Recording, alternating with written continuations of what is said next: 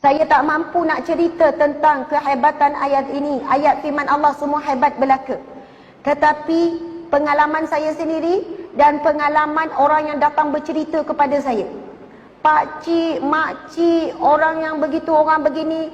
Kalau saya pergi ceramah, ramai yang datang cerita satu persatu.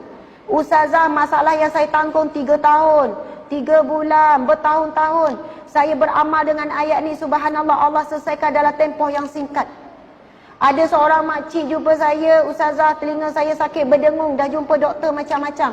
Alhamdulillah, lebih kurang seminggu beramal, yakin betul dengan ayat ni Allah bagi sembuh. Seorang pakcik jumpa saya menangis-nangis, orang tua umur 60 lebih.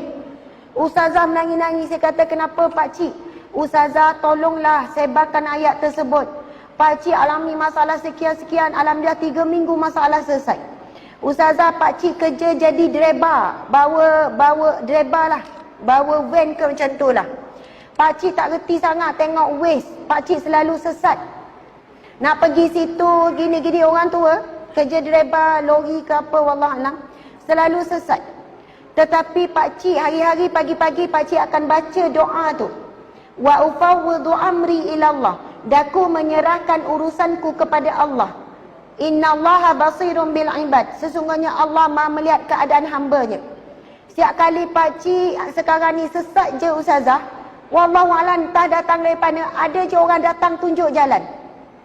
Pakcik berhenti tepi jalan, adalah motor. Pakcik nak pergi mana, nak pergi sini, amai saya tunjuk. Pakcik ikut je. Segala urusan hidup pakcik hari demi hari dipermudahkan Allah. Rupanya hidup pakcik selama ni susah sebab pakcik kurang bergantung kepada Allah. Pakcik rasa pakcik boleh uruskan hidup pakcik sendiri, lalu Allah membiarkan hidup pakcik. Kita sangat terhad sebenarnya. Saya pernah ceramah di Petronas Terengganu. Ada seorang hamba Allah lelaki datang. Ustazah, saya nak juga cerita pada ustazah. Saya dah hampir letak jawatan berhenti kerja. Sebab apa? Saya ada penyakit tekanan mental, iaitu anxiety, depression. Saya nak tinggalkan keluarga saya, anak isteri saya semua saya nak tinggalkan. Saya tak boleh jumpa manusia, saya tak boleh jumpa orang, saya hilang keyakinan diri, ketakutan yang melampau. Saya rasa saya nak menyendiri. Saya dah pergi jumpa pakar sakit jiwa. Saya jumpa ustaz itu, ustaz ni, saya makan ubat untuk tekanan mental dan sebagainya. Walaupun orang kata anxiety ataupun depression bukan tidak terlibat tentang iman. Ini hari ni orang kata tak terlibat dengan keimanan. Ia adalah semata-mata penyakit jiwa. Perasa atau tidak, pernyataan ini cuba memisahkan. Pisahkan daripada roh ataupun rohani. Masya Allah. Yang cik ni cakap, ustazah, alhamdulillah. Saya hari tu Allah izinkan dengar ceramah ustazah tentang ayat surah Ghafir ayat 44. Wa ufawwidu amri ilallah innallaha basirun bil ibad. Saya ulang-ulang ayat tersebut. Sebelum itu ada orang kata, ulang istighfar 1000 kali. Saya istighfar ustazah, saya selawat dan sebagainya. Tapi kenapa tak beri kesan, baru saya faham. Sebab saya selawat, saya istighfar tanpa saya yakin betul-betul kepada Allah Subhanahu Wa Taala. Tapi bila saya ulang-ulang ayat tu, dan ustazah pesan supaya baca dengan maksud, dan baca bukan jumlah yang banyak, yang penting serah bulat-bulat kepada Allah. Bila saya baca wa ufawwidu amri ilallah, daku menyerahkan urusanku, kesakitanku, masalahku kepada Allah. Innallaha basirun bil ibad. Sesungguhnya Allah Maha melihat keadaan hamba-Nya. Bila saya ulang-ulang ustazah, masuk ke dalam hati saya. Doktor pakar sakit jiwa, dia cuba rawat saya, tapi dia tak tahu bagaimana sakitnya saya. Saya terangkan, dia memang faham, tetapi dia tak boleh rasa apa saya rasa.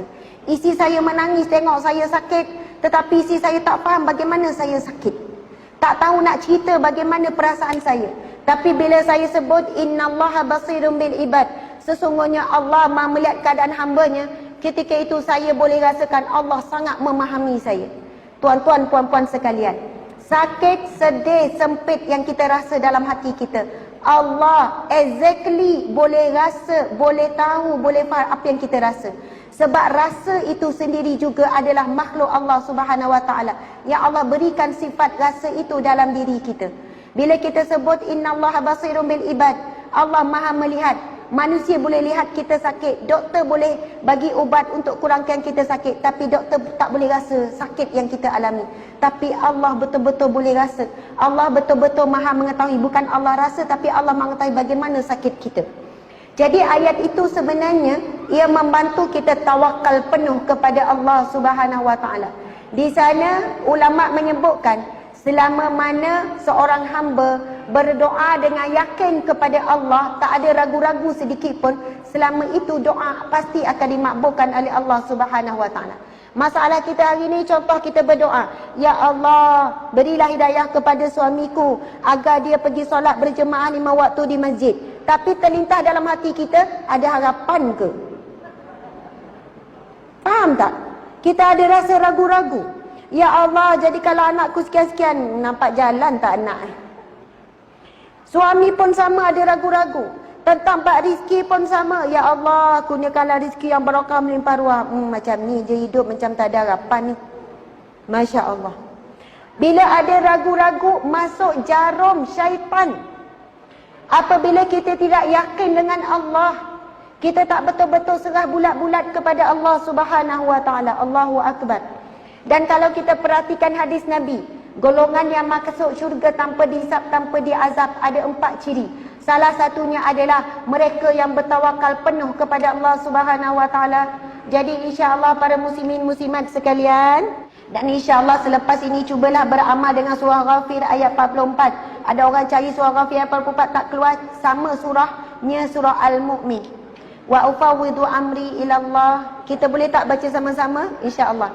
Bismillahirrahmanirrahim. Wa ufawwidu amri ila Allah. Innallaha basirun bil ibad.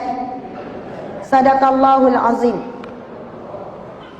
Daku menyerahkan urusanku, kesakitanku, masalahku, ujianku, kesebitanku, kebimbanganku, kerisauanku, kesedihanku kepada Allah. Sesungguhnya Allah Maha melihat keadaan hamba-Nya. Amin ya rabbal alamin.